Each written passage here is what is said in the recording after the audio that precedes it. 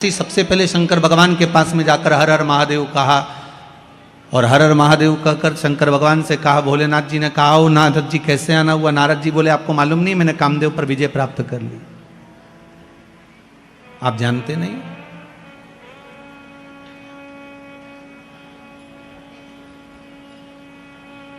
मैंने कामदेव पर विजय प्राप्त करी, आप मुझे जानते नहीं हो क्या? भगवान शंकर ने मन में सोचा कि मेरे को तो मालूम था कि आपने काम पर विजय प्राप्त कर ली, पर शंकर भगवान के सामने देव ऋषि नारद ने एक शब्द कह दिया, जिस कामदेव को आप नहीं जीत पाए उस कामदेव को मैंने जीता है। अब शंकर भगवान से कोई पूछे कि तुमने कामदेव को क्यों नहीं जीता, तो शंकर भगवान बोले, भैया ये रिश्तेदारी की बात है, रिश्तेदारी में हारना ही सबसे अच्छा काम होता है। बोलो सही है कि गलत है? अब जब दूल्हा दुल्हन का बन्ना बन्नी का जब कंकन डोरा छोड़ा जाता है और उनको ऐसे कुछ पटक के पानी में दूध की थाली में उनसे कहा जाता है इसमें ये सामान पड़ा है ना उठा। अब बेचारा छोरा जो होता है, लड़का जो होता है, वो तो बेचारा शर्मा शर्मी में रह जाए कि बेचारी अब इसी को उठा लेने दो, दादा तू उठा ले, उठा ले। अब वो तो रह जाए, अब ये नहीं उठाए।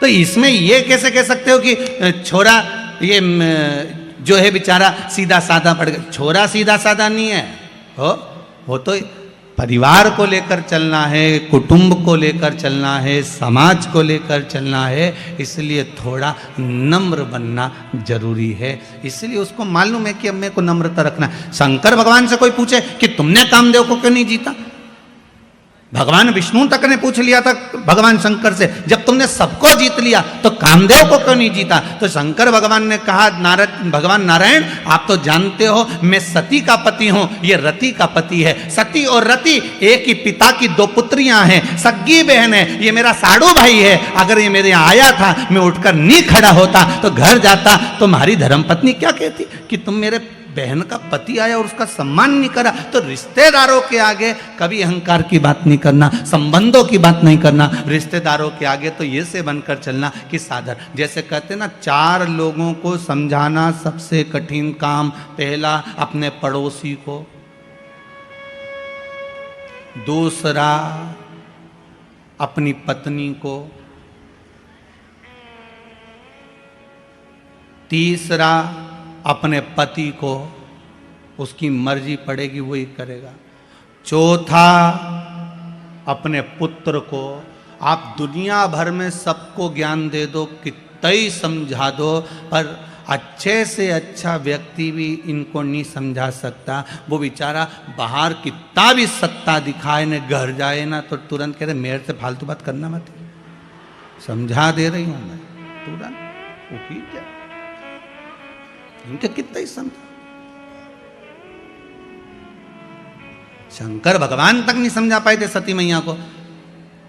अगस्त ऋषि की यहाँ कथा सुनकर आए, कुंभज बाबा की यहाँ कथा सुनकर आए, और कुंभज ऋषि की यहाँ जब कथा सुनने के लिए गए, कुंभज बाबा के चरणों को भगवान शंकर ने जाकर प्रणाम करा। सती मैया से कहा नमन करो। सती जी पूछती हैं, मैं और अगस्त ऋषि को प्रणाम करूं? मैं आपकी अर्धांगिनी, मैं देव अधिदेव महादेव की पत्नी हूं, मैं कैसे नमन कर सकती हूं? शंकर भगवान कर रहे हैं, ये अगस्त ऋषि हैं, कुंभज ऋषि हैं, संत हैं, ब्राह्मण हैं, गुरुजन हैं, इनको प्रणाम करो। सती मैया ने प्रणाम नहीं करा। सती को लगा कि ये कथा वाचने वाला जब हमको प्रणाम कर रहा है तो हम काय को प्रणाम करें?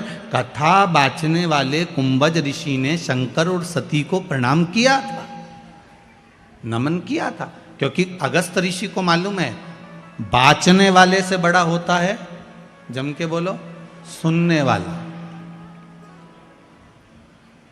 सुनने वाला इसलिए बड़ा होता है क्योंकि सुनने वाला जमीन पर बैठता है। जमीन पर बैठता है तो जो जमीन पर बैठे और जिसके पास जमीन ज्यादा हो उसको लोग जमींदार कहते हैं। तो तुम सब तो हो जमींदार। कथा वाचने वाला चार पाए की चौकी पर बैठता है, इसलिए बेचारा चौकीदार। तो जमींदार बड़ा होता है कि चौकीदार बड़ा होता है? जम के बोलो, जमींदार बड़ा होता है, क्योंकि उसकी मर्जी पड़ी तो पड़ी, बैठा तो बैठा, नहीं तो उठ के वो जाए, वो तो जा रहा है। और जमींदार की मर्जी कहीं कहीं का पांव भी लंबा कर ले, और कहीं कहीं का जमींदार तो इतना होशियार रहता है जेब में से निकाल के मल भी ले, वो की मर्जी। और जैसे ही बीच में भजन आए तो फटकी भी दे रहे, और जैसे ही महाराज जी बोले हार हार, वो तो जमींदार है, उसकी मर्जी। पर बेचारा चौकीदार तो जो बैठा पाँव माँव जोड़ के, हाथ पैर जोड़ के कि 3 घंटा भी एक जगह बैठना है, कथा वाचना है, बस। तो जमींदार बड़ा कि चौकीदार? जमींदार बड़ा। राष्ट्र के 2 चौकीदार हैं, एक भारत की बॉर्डर पर बैठे हैं जिनके हाथ में हथगोले बंदूकें हैं, जो भारत की भूमि की रक्षा कर रहे हैं। और भारत के 2 चौकीदार हैं, एक भारत की बॉर्डर पर बैठे हैं हथगोले बंदूक लेकर, और दूसरे हैं भारत के संत महात्मा कथाकार जो हाथ में रामायण गीता और भागवत लेकर, शिव महापुराण लेकर बैठे हैं। वो भूमि की रक्षा कर रहे हैं, ये सभ्यता और संस्कृति की रक्षा कर रहे हैं। ये भी चौकीदार, ये भी चौकीदार। चौकीदार की पदवी कोई साधारण नहीं होती महाराज, बहुत प्रबल पदवी होती है, बहुत प्रबल पदवी। कोई साधारण हो सकता है? भगवान शंकर ने कहा अपने कामदेव को जीता, उसके लिए आपको प्रणाम करता हूं। शिवजी ने अपने गले की रुद्राक्ष की माला उतारकर देवऋषि नारद के गले में पहना दी। देवऋषि नारद के गले में जैसे रुद्राक्ष की माला गई, नारद जी ने धारण करी, और उस रुद्राक्ष की माला को पहनकर देवऋषि नारद से भगवान शंकर बोल रहे हैं, कुछ देर बैठोगे नहीं, यहां पर विराजमान नहीं होगे? नारद जी मन में सोचे कि मैंने काम को जीता और ये काम को हार गए, तो मैं इनके यहां बैठूंगा।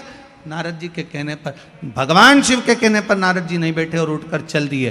बाहर निकले, रुद्राक्ष की माला उठाकर जमीन पर पटक दी। जैसे ही भूमि पर पटकी, पटकने के बाद वहीं से नंदी निकल कर जा रहे थे। नंदी ने उस माला को उठाकर देवाधिदेव महादेव से कहा, बाबा ये आपके गले की माला? हाँ बाबा आपके गले की माला, और यहां पड़ी है।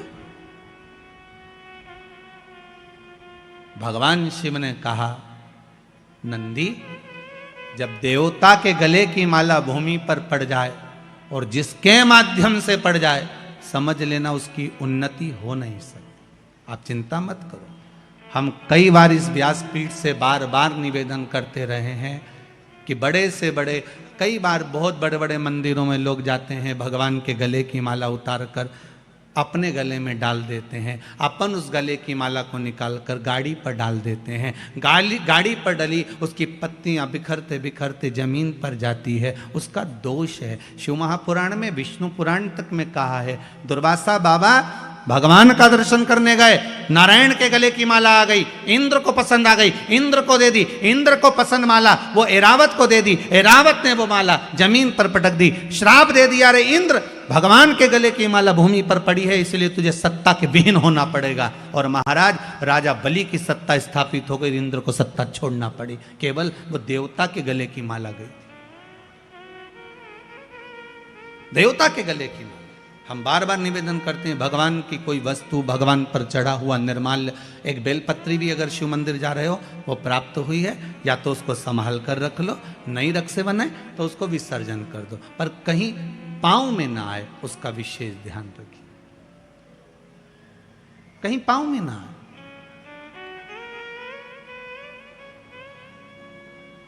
भगवान पर चढ़ा, आज देवऋषि नारद ने जो रुद्राक्ष की माला फेंकी है उसका भोग नारद जी को भोगना पड़ेगा। और नारद जी यहां से सीधे जब जाने लगे तो भगवान शंकर ने कहा, सुनो नारद, रुको जरा, एक बात और अच्छे से सुनकर जाओ, जो तुमने मुझसे कहा वो महादेव की बात अब ये भगवान विष्णु से मत कहना। नारद जी को लगा, एक तो मैं अच्छे नंबर से पास हो गया, ऊपर से कह रहे हैं कि किसी को बताया भी ना जा कि मेरे इतने % आ। भगवान ने खूब समझाया देवऋषि नारद को, पर नारद कहां समझते, कहां समझे। एक विद्वान पंडित अपनी पत्नी से कहे, सुनो कल एकादशी है, व्रत कर लेना। पत्नी विश्वास नहीं करेगी, पहले पड़ोसन से पूछ के आएगी, क्यों तू एकादशी कब कर रही है। वो विद्वान है बेचारा, इतना विद्वान की लोग उससे पूछ रहे हैं, पर वो भी पड़ोसन से पूछ रही, तू बता एकादशी कब करे। सबसे ज्यादा दिक्कत होती है वो हरतालिका तीज के व्रत में, तू कब करेगी। हरतालिका तीज का व्रत और माताओं का पूरे मोहल्ले में घूमना, तू कब करेगी, तू कब करेगी। और शंकर जी भी उस दिन इतने व्यस्त रहते हैं, शंकर भगवान से पूछा जाए आज अब कैसे हो, शिव जी बोलते हैं बस मस्त हूँ, पूछो ही मत ही बस। और चारों तरफ से माताएं शंकर जी को घेर लेती हैं। नीचे पाटे पर थाली में शिवलिंग और उसकी पूजन, और पूजन के साथ में फिर शंकर जी पे चढ़ाई हुई सारी वस्तु सब चढ़ाते जा रहे, चढ़ाते जा रहे, चढ़ाते जा रहे। भोलेनाथ जी आराम से बैठे, साथ में पार्वती जी भी बैठी। पार्वती जी बोल रही हैं भोलेनाथ बहुत कुछ चढ़ा दिया गया है, वजन लग रहा होगा। शंकर जी बोले फालतू बात मत करो, सुबह 4 बजे तक ऐसी बैठी रहो, इसके खिलाफ में तो बोलना, अपने को नहीं बोलना बिल्कुल। 4 बजे तक। बहुत अच्छा हुआ कि पोथी में सब कुछ लिख दिया कि ये चीज चढ़ाना, नहीं तो इनका मन पड़ता तो कद्दू लेके आ जाती बड़ा सारा, वो भी चढ़ा के चली जाती। बड़ा गजब का। सबसे ज्यादा आनंद शंकर जी से पूछा जाए कौन से दिन आता है, तो शिव जी कहेंगे मुझे हरताली का तीज बड़ी पसंद है। शिव जी से पूछा वो क्यों? पार्वती जी ने जो तप करा था, साधना करी थी, उपास करा था, व्रत करा था, पार्वती जी ने ऐसा व्रत करा, ऐसा तप करा, ऐसी साधना करी, उस व्रत से मैं बड़ा प्रसन्न हूं। सबसे ज्यादा प्रसन्न मेरे शंकर हरताली का तीज के दिन होते, सबसे ज्यादा प्रसन्न। और माताओं से निवेदन रहा है, बार बार कहते हैं आप अगर हरताली का तीज का व्रत नहीं भी करते हो तो भी 5-6 वृक्ष की 7 वृक्ष की पत्तियों को तोड़कर हरताली का तीज के दिन शंकर भगवान को समर्पित कर दो, शंकर जी उस व्रत को स्वीकार कर लेते हैं, इतने प्रसन्न हो जाते हैं मेरे दिल। शिव की प्रसन्नता है हरताली का तीज का। सबसे सरल देव एक ही है, कौन से है? जम के बोलो जरा। देव अधिदेव महादेव, बहुत सरल। बाकी के देवता उनको तो चंदन लगाओ, उपटन लगाओ, कपड़े पहनाओ, आभूषण पहनाओ, ये धराओ वो धराओ, भोग लगाओ। इनके तो कुछ मत धराओ, 1 लोटा पानी, 3 बार ताली, बम बम बोला, अपने घर जाओ। अच्छा, शिव जी के मंदिर में बैठने की भी जगह नहीं होती। राम जी के मंदिर में जाओ तो थोड़ा बैठ जाओ, भगवान विष्णु के मंदिर में जाओ तो बैठ जाओ, शंकर जी के मंदिर में बैठने की भी जगह नहीं होती, क्योंकि लोग पानी इतना ढोल के जाते, साड़ी भी बचा के चलना पड़ती है। तो शिव जी कहते हैं मेरे पास मत बैठो, मेरे पास बैठकर समय बर्बाद मत करो। मेरा ओघड़दानी, मेरा महादेव, देव अधिदेव महादेव कहते हैं मैं जिसकी आराधना में लगा हूं, शंकर राम की आराधना करते हैं, राम शंकर की आराधना करते हैं। आपसे भी शिव जी कहते हैं आप भी उसकी आराधना में डूब जाओ, समय बर्बाद मत करो। ये समय बड़ा कीमती है, क्यों इसको छोड़ रहे हो, क्यों इसको बर्बाद करो? नारद जी पहुंचे भगवान विष्णु के यहां। भगवान विष्णु से देव ऋषि नारद ने जाकर कहा श्रीमन नारायण। भगवान विष्णु ने एक बार भी नारद जी से नहीं कहा कि बैठो, क्योंकि शंकर जी ने बैठने का कहा था तो नहीं बैठे थे, तो भगवान विष्णु क्यों बोले कि बैठो? नारद जी ने जाते से ही कहा प्रभु मैं नारद। भगवान कहते मैं जानता हूं, जिस कामदेव को भगवान ने नहीं जीता, देवाधिदेव महादेव ने नहीं जीता, उस कामदेव को देव ऋषि नारद ने जीता। आपको मालूम है? भगवान विष्णु की आंखों से जल बहने लगा, नारायण रोने लगे। नारायण को लगा कि ये तो डूबा, मुझे भी डुबा दिया, क्योंकि शास्त्र कहता है निंदा करने वाला और निंदा सुनने वाला, इन दोनों में महापापी कौन होता है? सुनने वाला। निंदा कर रहे थे नारद, सुन रहे थे भगवान विष्णु, तो महापापियों की गिनती में नारायण को भी आना पड़ा और रो पड़े। लक्ष्मी जी पास में खड़ी थी। माता लक्ष्मी ने पूछा नाथ क्यों रो रहे हो? भगवान कह रहे हैं इस देवऋषि नारद ने मुझे महापापियों की गिनती में खड़ा कर दिया। क्यों? निंदा करी है नारद जी ने भगवान शंकर की, सबकी निंदा करते चल जाता, पर देवाधिदेव महादेव की निंदा सहन नहीं होती। जिसने दुनिया को केवल दिया है, उससे लिया नहीं, तो उसकी निंदा कैसे सुन सकते? उसकी निंदा कैसे सुने? प्रभु तो रो क्यों रहे हो?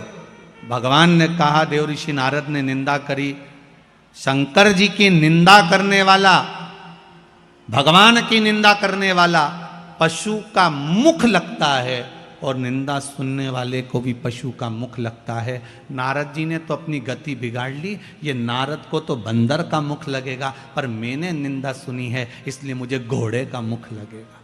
भगवान विष्णु का एक अवतार हुआ, हयग्रीव अवतार, जिसमें भगवान को घोड़े का मुख लगा कि नहीं लगा? घोड़े का मुख, मुझे घोड़े का मुख लगेगा, और वो देवऋषि नारद के कारण लग रहा है। ये देवऋषि नारद के चक्कर में लग रहा है, ये घोड़े का मुख। रो रहे हैं भगवान। भगवान देव ऋषि नारद से बोले, नारद जी आपने कामदेव को जीता मानते हैं, पर आपके ये शब्द नहीं निकलना थे कि आपने शंकर भगवान जिस कामदेव को नहीं जीते उसको हमने जीता है। आपने ये क्यों बोला? आपको ये नहीं बोलना था। आपने ये बोला, ये श्रेष्ठ नहीं। आप ये बोले हो, ये श्रेष्ठता नहीं है। महाराज ये गलत आपने संबोधन कर दिया, ये संबोधन श्रेष्ठ नहीं महाराज। और जब सुना,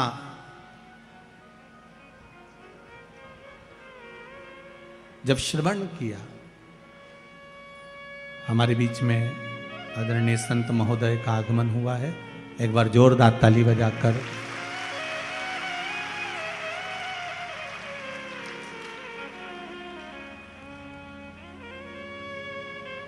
भगवान देवाधिदेव महादेव की कथा। शंभु शरणे पड़ी मांगू घड़ी दुख दया करी।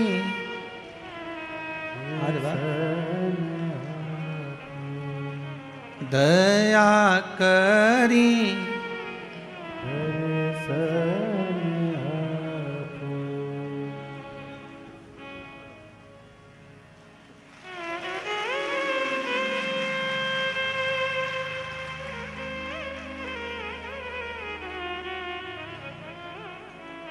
शंभु शरणे पड़ी मांगू घड़ी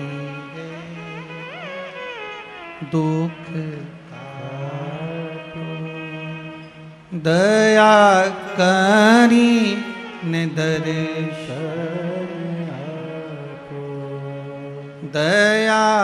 करी ने हर हर महा।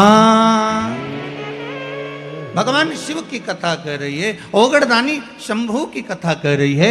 देवर्षि नारद के शब्द सुनकर भगवान विष्णु की आंख में जल भर गए। नारद अपनी गति तो बिगाड़ी बिगाड़ी, मेरी भी गति आपने बिगाड़ दी। और देवर्षि नारद रास्ते में से गए, वहां एक कन्या के स्वयंवर में पहुंच गए। सील निधि राजा की कन्या का स्वयंवर था, वहीं पर भगवान से रूप मांगा, बंदर का मुख लग गया और देवर्षि नारद का अभिमान टूटा। जाकर चंद्रभागा नदी के तट पर देवर्षि नारद ने तप साधना करी। कौन सी नदी पर पहुंचे? चंद्रभागा। पूरे भारत की भूमि पर केवल, पूरे भारत की भूमि पर एक मंदिर भगवान विष्णु का ऐसा है जहां भगवान नारायण के सिर पर शिवलिंग है। भगवान विष्णु के सिर पर शिवलिंग है, वो एक ही भूमि है, वो है पंढरपुर। चंद्रभागा नदी का तट, पंडरीनाथ जी का मंदिर, हरि विठ्ठल के मस्तक पर शिवलिंग विराजमान। जैसे शिवलिंग का पूजन करते हो, जलाधारी वगैरह सब है, ऐसी पंडरीनाथ हरि विठ्ठल के सिर पर शिवलिंग, जलाधारी सब विराजमान। पूरी भारत की भूमि पर एक ही मंदिर। चंद्रभागा के तट पर देवर्षि नारद ने तप करा, शंकर भगवान से विनती करी, भोलेनाथ आइए। तब बाबा विश्वनाथ भगवान शंभु ने आकर दर्शन दिया, मांगो क्या चाहिए। भगवान नारायण भी सामने आकर खड़े हो गए, प्रभु आपको मेरे मंदिर में प्रवेश करना है। भगवान कहे इतनी भीड़ कैसे आऊंगा। भगवान नारायण ने अपने मस्तक पर भगवान शंकर को विराजमान कर लिया। कितना प्रेम होगा देवताओं में, भगवान विष्णु, भगवान शंकर, भगवान ब्रह्मा में। पर हमने उनमें भेद कर दिया, ये राम वाला, वो कृष्ण वाला, वो जगदम्बा वाला, वो शिव वाला, हमने भेद कर दिया। पर भगवान में कभी भेद नहीं हुआ।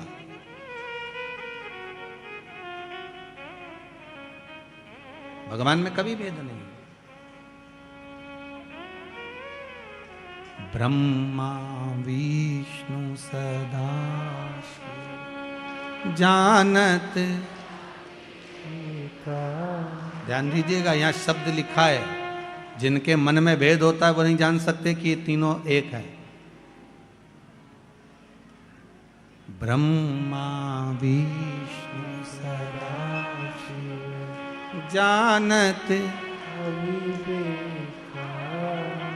प्रणवक्षर के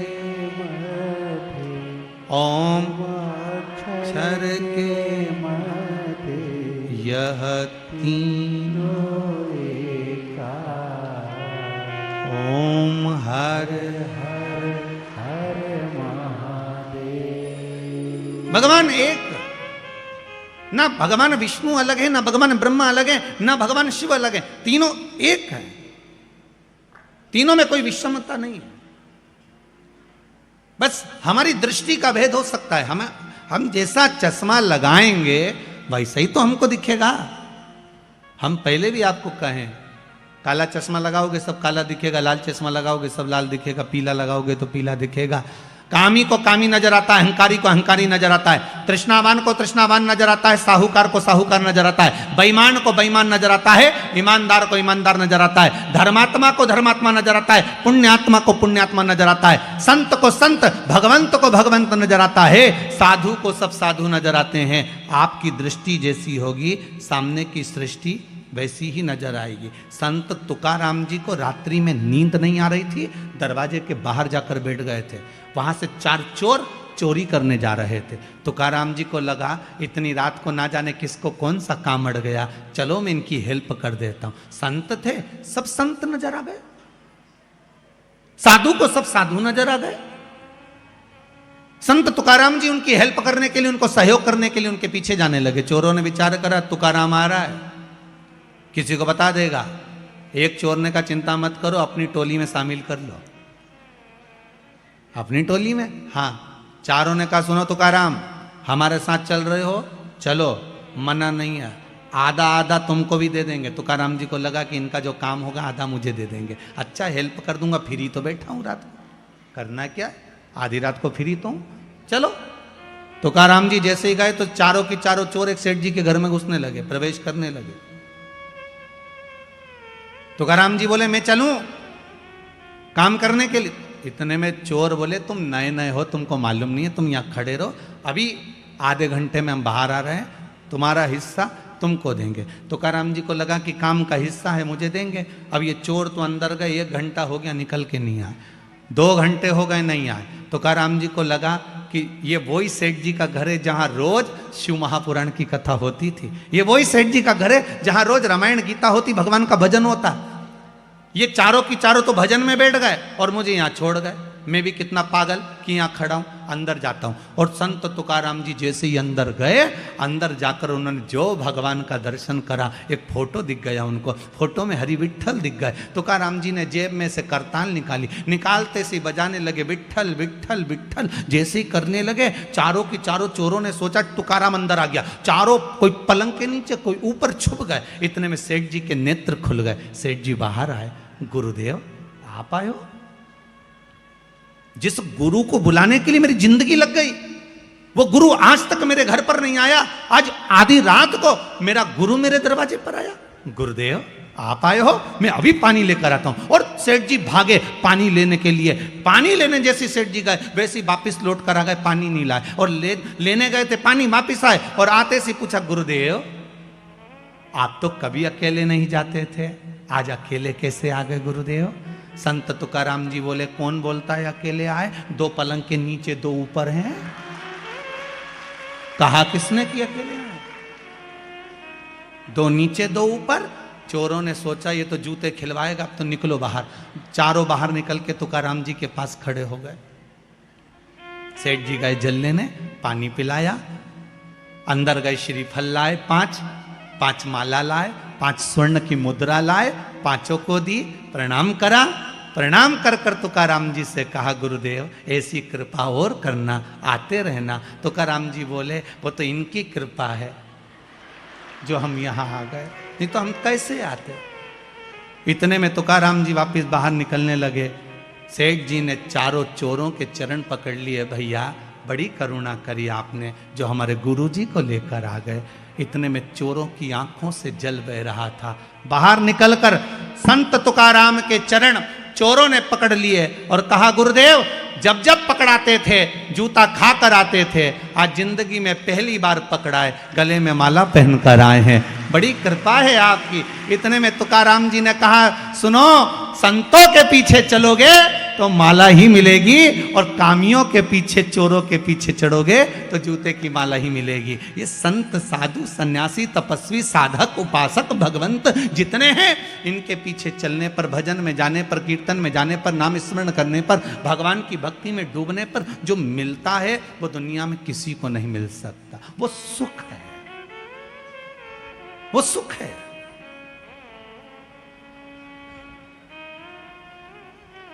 वो सुख कहीं नहीं मिल सकता।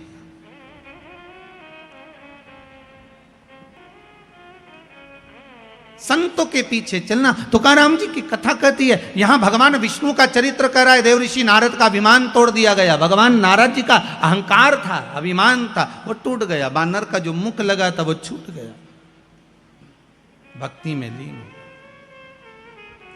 स्वर्णकार है, ये चौरसिया है, ये वर्मा है, जैसे हमारे यहां कहते हैं, ये सेन है, ये चर्मकार है, ये दर्जी समाज से है।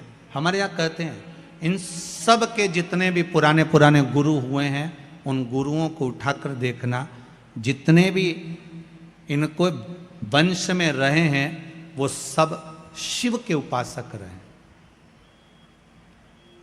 शंकर के उपासक।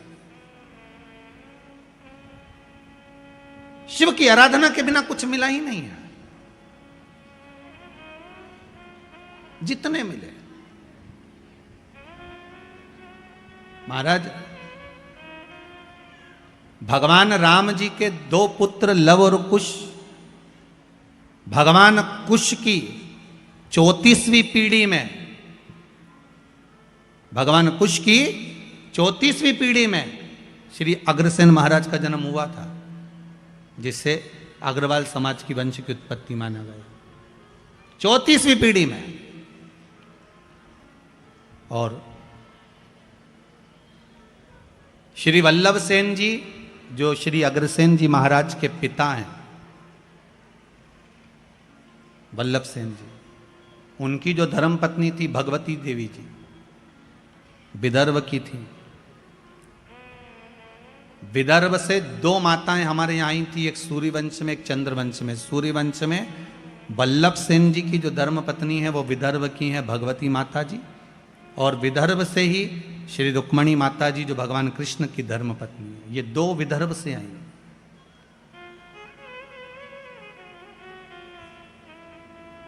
सिरसा हरियाणा से, प्रतापगढ़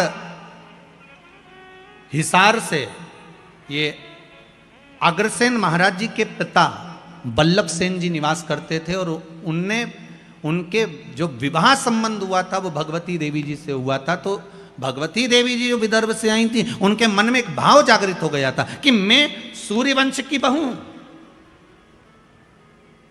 राम जी के वंश में 34वीं पीढ़ी में, कुश के अंतर्गत 34वीं पीढ़ी में हमारा जन्म हुआ है, हम यहां आए हैं, क्यों ना राम जैसा पुत्र मेरे घर में उत्पन्न होना चाहिए। तो उन्होंने वल्लभ सेन जी से निवेदन करा था कि मेरे गर्भ से जो संतान हो वो भगवान की भजन करने वाली और जगत का कल्याण करने वाली हो, ऐसी कोई संतान हो। तो भगवती देवी जी ने जब अपने पति वल्लभ सेन जी से निवेदन करा, तो वल्लभ सेन जी ने कहा, एक काम करना, शिव की आराधना करना, शंकर का भजन करना। और वल्लभ सेन और माता भगवती देवी ने, दोनों ने जब शंकर की आराधना करी, स्वयं शंकर भगवान ने आकर कहा कि तुम्हारे गर्भ में जो बालक होगा वो राम जैसा ही कीर्तिवान होगा, कोई साधारण नहीं हो सकता। और मां भगवती के गर्भ से जो बालक हुए वो अग्रसेन जी हुए। और एक बात का स्मरण आपके जीवन में रहे, जैसे मां अहिल्या ने हर पल, माता अहिल्या हर पल शंकर जी को साथ लेकर चलती थी, ऐसे ही अग्रसेन महाराज जब जब किसी काम से, जैसे हिसार के अंतर्गत जब पानी नहीं गिरा तो उन्होंने शंकर का अनुमोदन करा और शिव भगवान प्रकट होकर उनके लिए जल वृष्टि कर गए। देखो हमारे यहाँ के जितने जितने पूर्व में, चाहे राजा रहे, महाराजा रहे, संत रहे, साधु रहे, ये शिव के उपासक रहे। आपसे भी निवेदन है, संपूर्ण जितने भी लोग इस पावन कथा को सुन रहे हैं, एक बूंद भी अगर जल की शिव पर समर्पित होती है तो उसका फल आपके खाते में लिखा जाता है, अलग नहीं जाता। हाँ, ये जरूर है, थोड़ा समय लगता है। दुख आया है, पूर्व के कर्म के अनुसार आया है, तो थोड़ा दुख काटने में समय तो लगता है। पर आप बाबा से रोज निवेदन करो ना। ब्रह्मदेव से भगवान नारायण ने कहा, ब्रह्मा जी आप सृष्टि की लीला आगे बढ़ाओ। ब्रह्मा जी सृष्टि की लीला आगे बढ़ाने वाले थे, तो ब्रह्मा जी के मन में एक भाव उत्पन्न हो गया। ब्रह्मा जी ने कहा, देवाधिदेव महादेव के लिए संशय उत्पन्न हुआ ब्रह्मा जी के मन में, और भगवान विष्णु से कहा कि प्रभु, भगवान नारायण से कहा ब्रह्मा जी ने कि मैं आपका पुत्र हूं, पर हे नारायण आपके पिता का नाम क्या है? भगवान विष्णु ने कहा मेरे पिता शिव है, शंकर। शिव महापुराण में लिखा है, लिंग पुराण के अंतर्गत वर्णन आता है, नर्मदा पुराण में वर्णन आता है, शंकर भगवान ने अपनी जंगा और हस्त कमल पर अमृत का छींटा दिया था। जब देवता अमृत भाग लेकर आए थे तो वो अमृत का छींटा दिया, और ये अमृत कोई एक बार प्रकट नहीं हुआ है, ये अमृत कई बार प्रकट हुआ।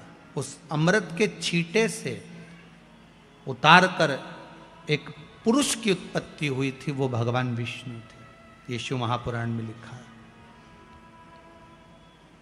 भगवान विष्णु ने अपने शरीर पर जल का सींचन करा था, चारों तरफ जल जल कर दिया था, उस पर आयन करने के कारण भगवान का नाम नारायण पड़ गया। ये शिव महापुराण कहते हैं। तो भगवान विष्णु ने कहा मेरे पिता शंकर, भगवान शिव, आपके पिता शंकर। हाँ, शिव कैसे हैं?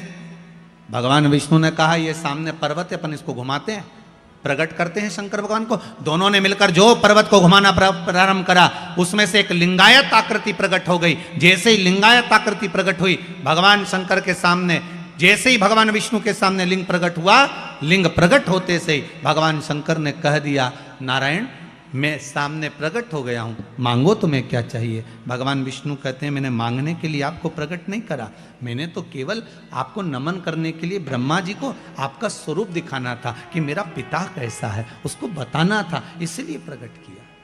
अच्छा, हाँ,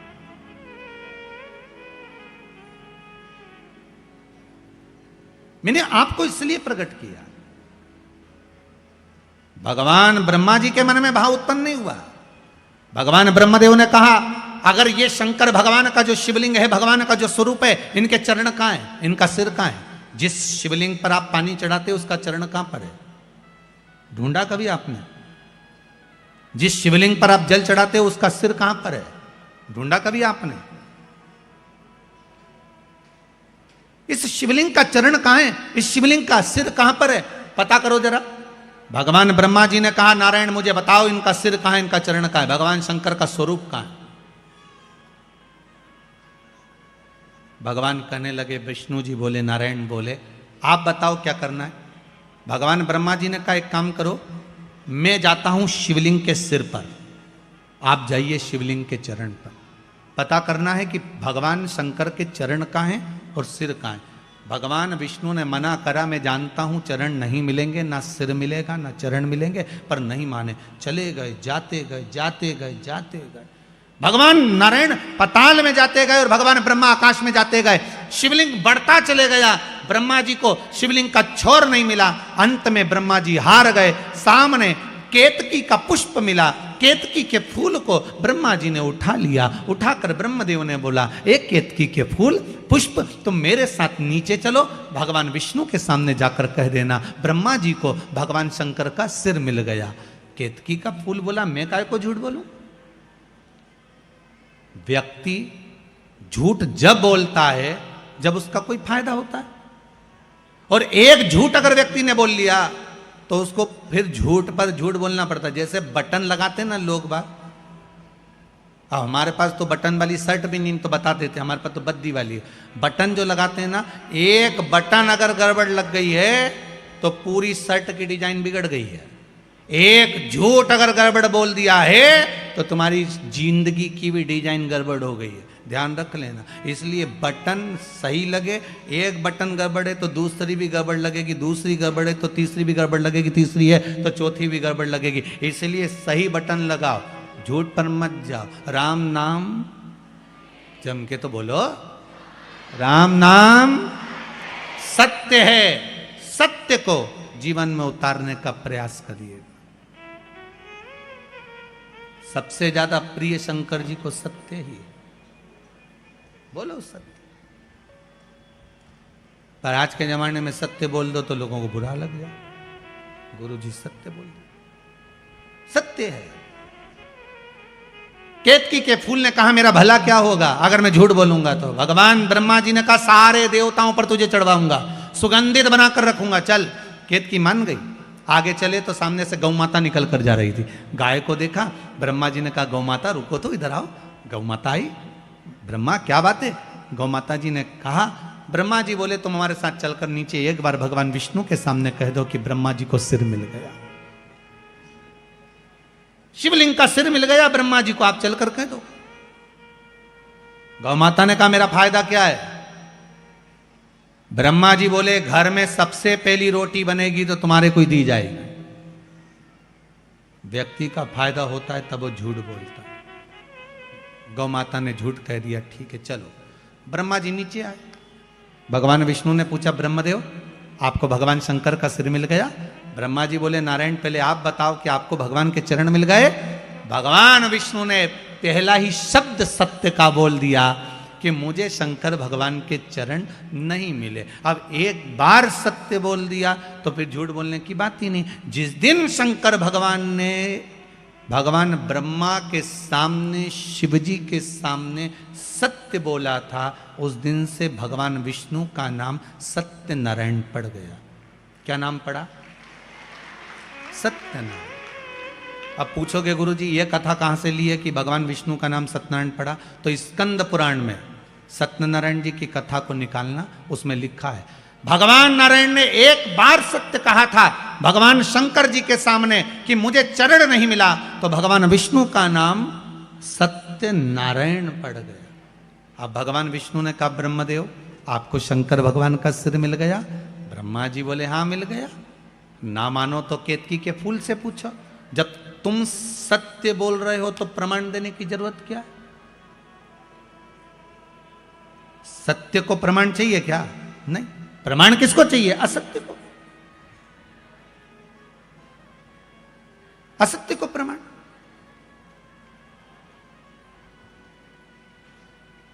सती माता ने झूठ बोल दिया था, एक झूठ माता सती ने शिव जी के सामने कह दिया था, मैंने कोई परीक्षा नहीं ली। शंकर जी जान गए ये परिवार तोड़ देगी। परिवार कब टूटता है? अच्छे अच्छे संबंध कब खत्म हो जाते हैं? व्यक्ति के सारे अच्छी मित्रता, संबंध, प्रेम कब खत्म हो जाता है? जब व्यक्ति झूठ बोल जाता है, असत्य बोलना।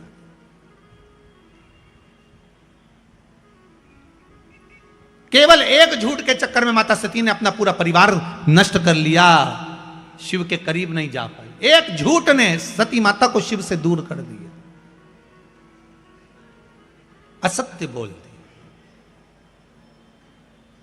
अब आज माता भगवान ब्रह्मा जी ने कहा मेरे को भगवान विष्णु का, भगवान शंकर का सिर मिला है। शिवलिंग में से आकाशवाणी हो गई ये ब्रह्मा झूठ बोल रहा है, झूठ बोल रहा है। ब्रह्मा जी बोले आकाशवाणी झूठी है, ना मानो तो केतकी के फूल से पूछ लो। भगवान विष्णु ने केतकी के फूल को हाथ में लिया और पूछा बोल केतकी क्या ब्रह्मा जी को सिर मिल गया शंकर भगवान का? केतकी का फूल बोला हाँ, ब्रह्मा जी को भगवान शंकर का सिर मिल गया। भगवान शिव जी की आकाशवाणी हो गई केतकी के पुष्प। तू झूठ बोल रहा है? हे केतकी के पुष्प, मैं तुझे श्राप देता हूं, सारे देवताओं पर तू चढ़ेगा पर शंकर पर कभी नहीं चढ़ेगा। अगर एक केतकी का पुष्प शंकर पर चढ़ गया तो 1000 गौ हत्या के बराबर दोष लग जाता है महाराज। इसलिए केतकी का फूल सारे देवताओं पर चढ़ता है, पर शंकर पर भूल से नहीं चढ़ता, कभी भी केतकी का पुष्प नहीं चढ़ेगा। मैं तुझे श्राप देता हूं कि तू मुझ पर कभी नहीं चढ़ सकता। 1000 गौ हत्या के बराबर दोष है केतकी का फूल अगर शिव पर चढ़ जाए।